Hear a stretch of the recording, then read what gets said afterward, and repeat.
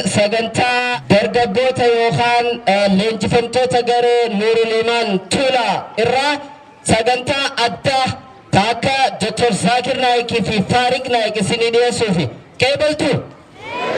qeebaltu ilmaan keessanis booda akkana ni gootuga katee jirus itti fuftuga hayyee ijoollee saniin dhiyeessuu deemaa akkasumatti garee jamaa Nuurul Imaan Tuulaa irraa warreen waggaa lammaffaa leenjifamaa jiran irraa sagantaan kun dhiyaachuu deema akkuma duraan beeytanitti warreen sagantaa jamaa daawaa keessatti jamaa Nuurul Imaan Tuulaa keessatti sagantaa isaan bifa adda addaatiin leenji'aa jirani amma kan dhiyeessuu deemu sagantaan itti aanu kan daa'ii jammaadhaati.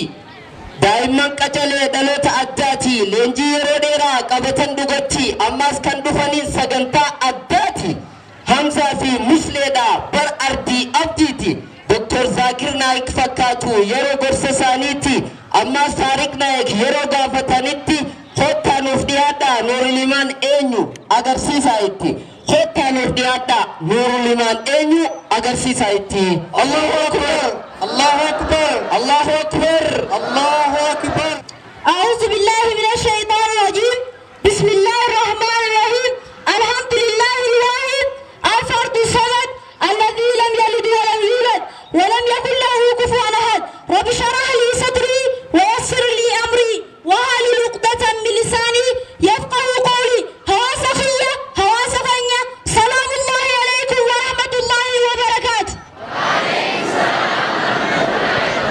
نتقات سلام الله عليكم ورحمة الله وبركاته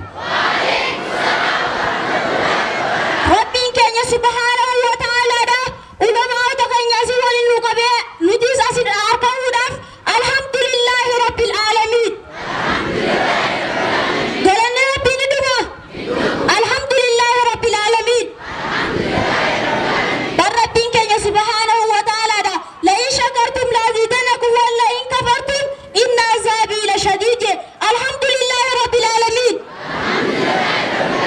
إيجا واسفنيا كنيشا سجنتان تنيا تنرا كموسال منيد جد سجنتان تطلتودا سجنتان تنيا تنرا واي غافي في دبي أكا دكتور زاكر سالي غافي في دبي خنا فاسا واي أوما ربي دي ربي أوما تنا أومي بداش ما أومي وان جورا غافي ندياتي هواسفنيا جزء نمني سنوكي غافتو أكا ولي إفما فلنجيني سنينجا وكاتني غافة شوف جراني سنيف كلامي السلام عليكم ورحمة الله وبركاته مكانك يا حمزة يا ما كنتين تلاتي ساردات لاتي واني غافة شو دابا سرت يلكي وانتا كتاني دبدي يرتراي نبرا اللي قلت وان هواسا غنيا كنا دبدي يرتراي وان قلبي المنا ما غيزت شكي في دير الإسلام وان نمني زبر ما تنا غنا غيزت اتيغا وما جيرو واي وچو تيغا وچو ديما اران تنا سلا چاينو ني وچو نفتر چوباتني تكنولوجيا دادا تيرچو نو ومشواتني نوباتني ناصرتي كلها يعني جودا ربي سبحانه وتعالى ويجوت القرآن إسحاق بجماعة قصة دبته يريجودا غافين سجابة جوار بعد غافي غنا غافي يقوم سمانا كان عديم سوني سجافدا وعليكم السلام ورحمة الله وبركاته إيجا أبليسك يا حمزة واي غافي أصوات بيبي سات تندبر غافي سات نسنيف تكفرت كم جه سلا چاينا نجودا نومي واتة نتقول يا نجتشوداي لما فرت مو سورة قرآن خيسة ربك يا سبحانه وتعالى دا دبته جراي سورة قرآن خيسة ربك يا سبحانه وتعالى دا دبته جر غرو هني نسير رايب سو واي ساينتستوني ما فكنيا في يوفدني غافا هوا في آدم جرسان ساينتستوني نجراني هوا سقطوا بانا بر نجراني نجراني بره نمني توسانيو ربي جاها سمايو ربي جاها ربي بره الله أكبر سلا إنسان أمه باتنيو أنا بديني في الرغبة كربين كي سبحانه وتعالى دا وجودنا نتوز أما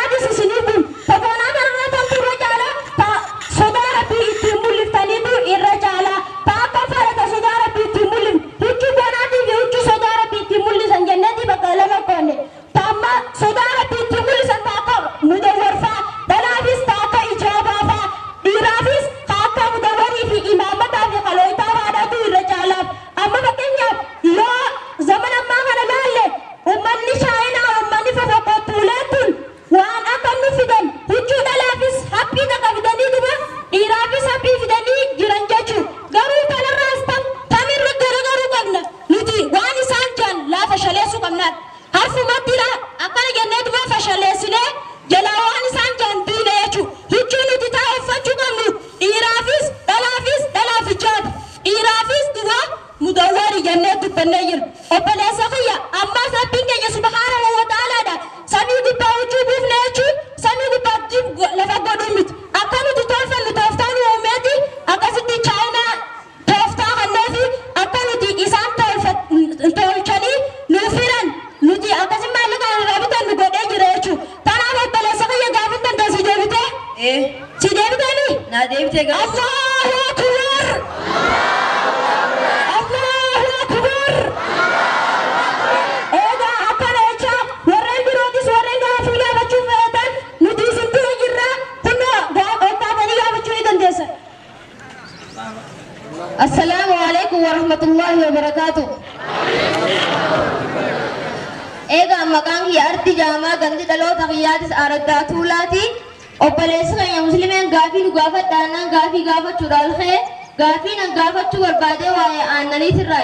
Aannan kana rabbiin kee subhaanahu wa ta'aala dhugaadha maallaqa irraa harkadhaa jeesuma nuu immoo du'aadhaaf nuum saayistoonni noo waa'ee kanaa dubbatanii jiranii ammas gaafiin kiyya kan namada rabbiin kee subhaanahu wa ta'aala quraana keessa waa hunda dubbatee jiran waa'ee aannanii kana quraanataa fi suuraa adda addaa keessa dubbatee jira gaafii nan qabu kanaa dogongoraan malee kanaa deebtuu si gaafata. Obboleessa kiyya artiin waa'ee osoo deebisaa isaatti achi garagalle waa'ee maaliitirraa nu gaafate waa'ee aannaniitirraa nu gaafate jechuudha. Akkam jee isiniibu akka jee aannan kana sila infeen injiru yaaqa injirumi isinuma kana keessaa warri aannan dhuguu hin feene hijire jechuudha. Kanaafi warra dhuguu fedhu jee rabbiin keenya subhaanahu wa ta'aalaadha. Suuraa quraanaa keessatti dubbatee jira rabbiin keenya subhaanahu wa ta'aalaadha. Kanaaf mee wallaahi warra aannan kanatti fayyadamu rabbi naa taasisu ammas faayidaa inni qabu keessaa tokkoffaan yoo baatuma takka dhiige itti qofatanii nama san hulaarsee nuti dhoorkaa qaba. Baatuma takka dhiinaan hulaarsee nu dhoorkaa qaba. Ammas faayidaan lamataadha gisee ammas magaalaa keessan galii irraa harkatan. Obboleessa kiyya amma karaa qophii gaditti haa deebinu. Si deebiteemi sagantaa ta'e? Gaafiin tantee si deebiteemi? Galatoo. Allahu akbar! Allahu akbar! Ulamaa'ota keenyaan nabbootatti hafee ilmuma abbaa dura baxartuun ta'e dhiifama gaafachaa arraaf sagantaa teenya tana fakkaatti salaamullahi alaykum wa rahmatullahi wa barakaatuh. Allahu akbar! Allahu akbar! Allahu akbar! Allahu akbar! Allahu akbar! Inshallah kana fakkaata gaa jammaan Nurul Iman Tuula hojiinsaa dhaloota dhufaa jiru jijjiiruu fi boodarra diin rabbii gadhaabuudhaaf qaabsoo cimaa godhaa jiru. Ustaazota keenya kanneen asirra lafaa jiran hundaa'u xiqqaa fi guddaa hunda baay'ee galatoofannaa. Hanguma hubannoon jirtu jammaan Nurul Iman Tuula hanguma beekumsa qabuu fi hubannoo qabu asirratti leenjii kanaagaa ijoolleedhaaf kennaa jira. Gama hadiisa rabbii faarsuutiinis waan hedduu jira jechuudha inshallah. Warri asiin akkana gad argitan warri shamiza adiitii fi akkasumatti qalootaa adii kun hundinuu garee leenjifamtoota daawaa Nurul Iman Tuulaati. Hunda waliin kaasayoon jee muslimaa fi ardii fi hamza sittaan jechuudha. Allahu akbar! Irraa gammaddee mirra maasha Allah walii ijoolleen teessan kararra deddeemtee maasii ishii ni harkifti kaa kararra deddeemee gujufarraa waan adda addaa ni funaana akkana godhuudhaaf yaalii gootaniimi inshallah hangantaa nuuf dhiyaatu ustaaza keenya gara abbaa manaa ni seeta. Allahu akbar! Allahu akbar! Ijoolleen teenya hundinuu jammaan Nurul Iman warreen as keessa jiran kun akkuma ijoollee tanaatitti kunoo sadarkaa isaanii wal dura jirti. Warri amma isin galsiifne kun ijoollee sadarkaa boodaati irra jirtu sadarkaa duraafaan eessa irra jirti jettanii yaaduun keessanii oolu jechuudha. Kanaaf ijoollee daa'ima ijoollee xixiqqashoodhaatu bakka tana jira. Inshallah hundi keessanuu ijoollee teessan harki keenya bal'aadha. Jammaan Nurul Iman ararraa eegalee kan amma dura quba qabnes akka ijoollee teessan gama keenya ergitan isinin jechaadha. Jazakumullahu khairan isinin jechaadha. Inshallah akkasumatti sagantaan teenya itti guddi.